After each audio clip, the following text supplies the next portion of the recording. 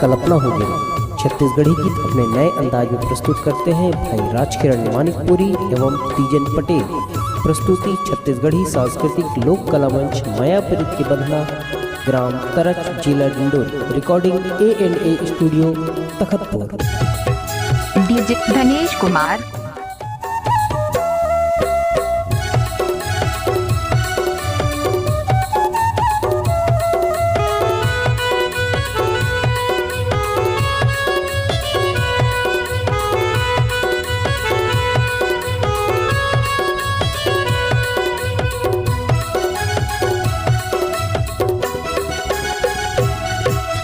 गढ़ के वो टूरी तर से न हमर डिंडौरी जिला में आयल। डूंगीगढ़ के वो टूरी तर से न हमर डिंडौरी जिला में आयल।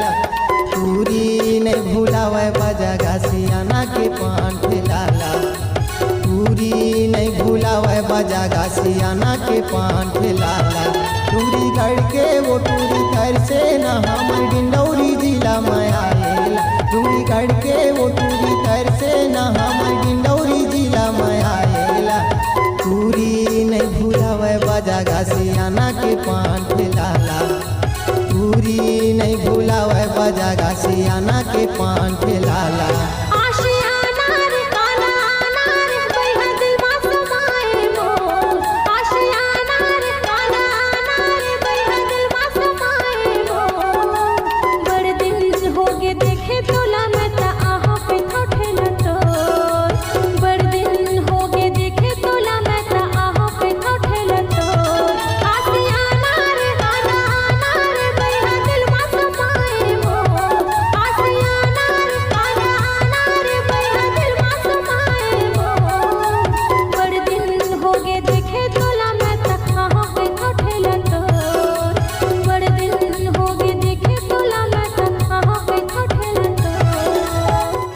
धनेश कुमार का मिक्स क्या हुआ गाना है।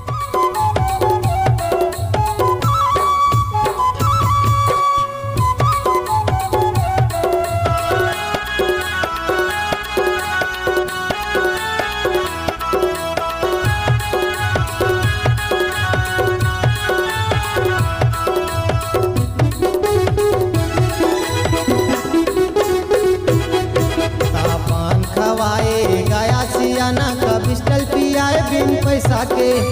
और माया मारे बही बन के रोवे टूर छत्तीसगढ़ के।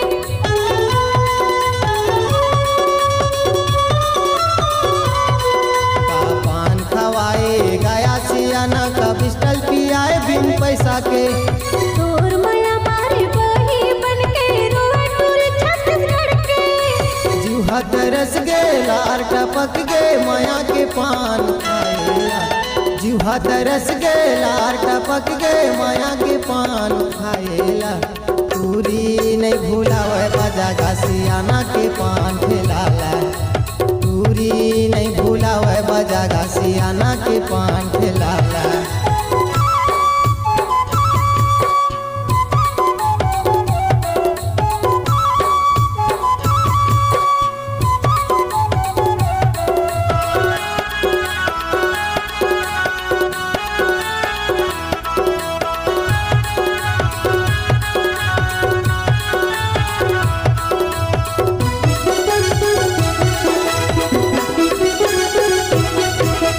डिंडौरी जिला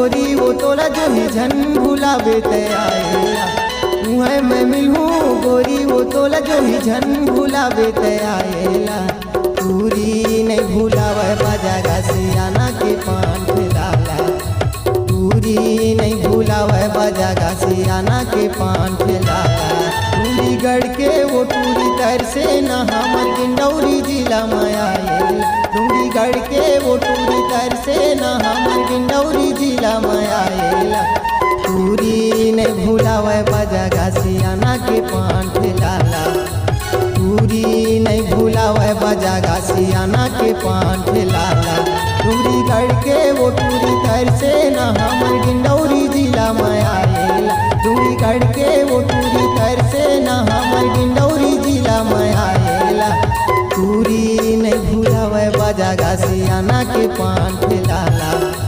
पूरी नहीं भुलावे बाजा गासियाना के पान ठेलाला।